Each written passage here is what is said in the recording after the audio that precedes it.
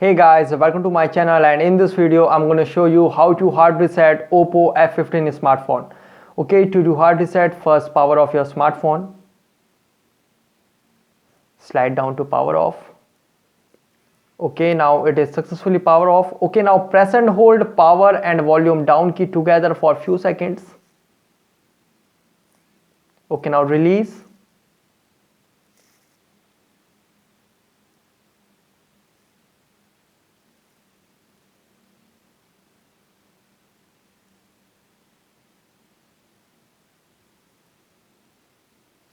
Okay, now here you can see now volume rocker is to move up and down and power button to select.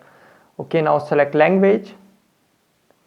Okay, now in this you can see now you are in color OS recovery. Now in this go to wipe data and confirm, and here you can see please enter verification code 5521. Enter it 5521.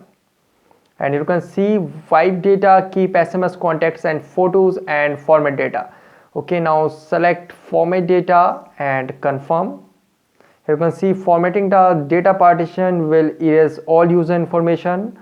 Okay, and you can see wiping data, please don't do any other operations.